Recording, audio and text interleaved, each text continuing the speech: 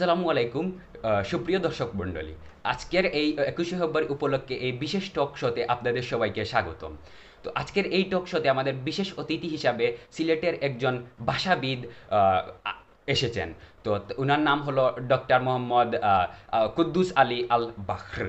তো তিনি আমাদের এই টক শোতে আসছেন। সো আসসালামু আলাইকুম স্যার, আসেন।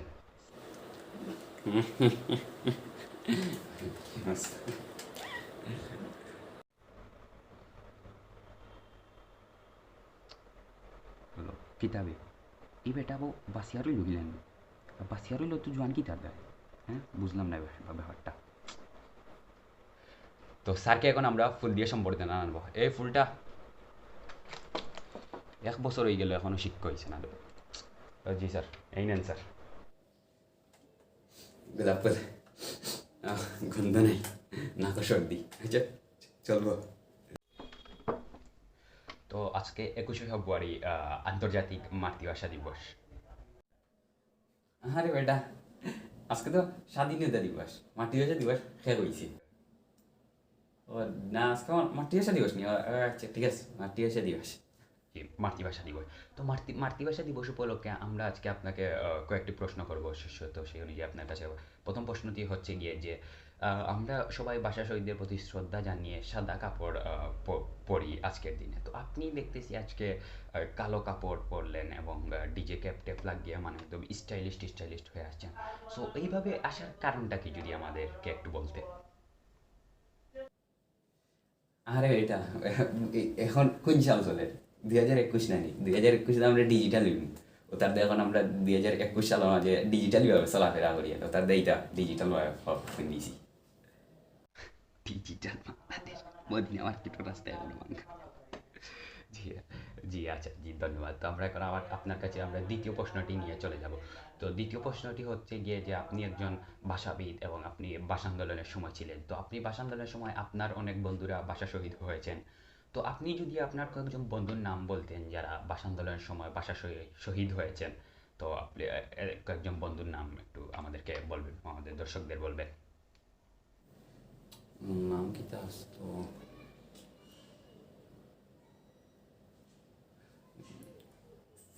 জটিল জামিল, জামিল, ফ্লাশ মারুফ, মারুফ, নুবরিয়াব, রিয়াব।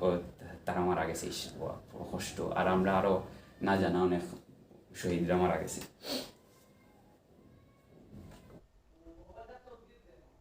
মারুফ, জামিল, রিয়া, চিন্তা মনে আসলাম।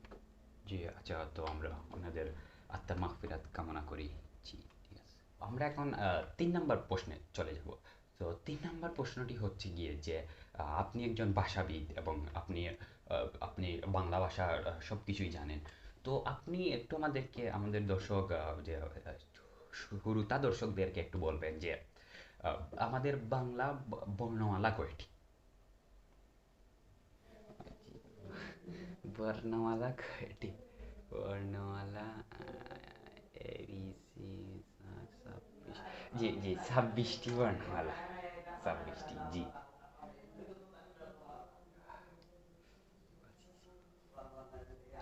26টা তো ইংরেজি ওয়ার্ড নাই। এইটা কারে আনছো গো শিক্ষিত?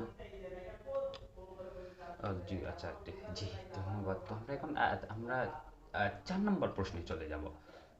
৪ নম্বর প্রশ্নটি হচ্ছে গিয়ে যে আপনি মানে একদম দেখতে আপনাকে অনেক ইয়ংস্টার মনে হচ্ছে, মানে বোঝাই যাচ্ছে না যে আপনি ১৯৫২ সালের একজন বিদ।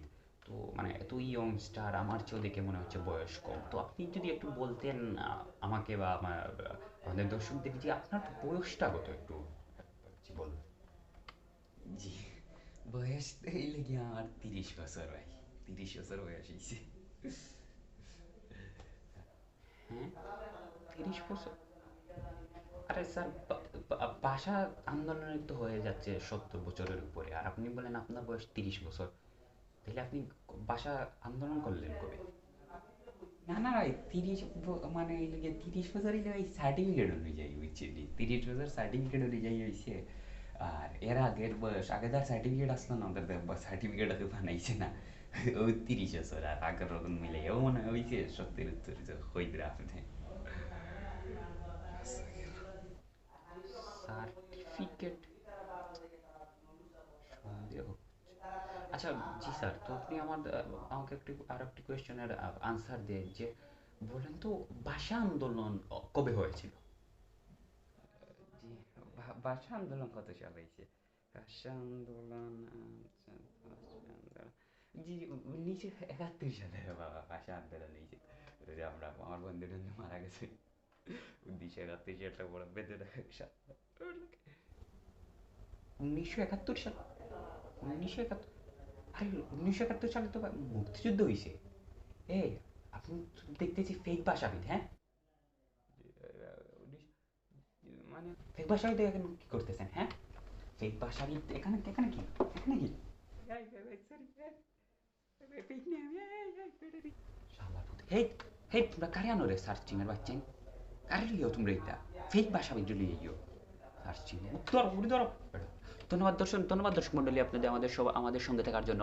আজকের মতো এখানে আপনাদের কাছ থেকে বিদায় নিচ্ছে এবং আপনাদের সবাইকে খুশি বাড়ির জন্য শুভেচ্ছা। আসসালামু আলাইকুম। এখন এই ভাষাবিদটারে ধরিয়ে দেবো শালা পুত।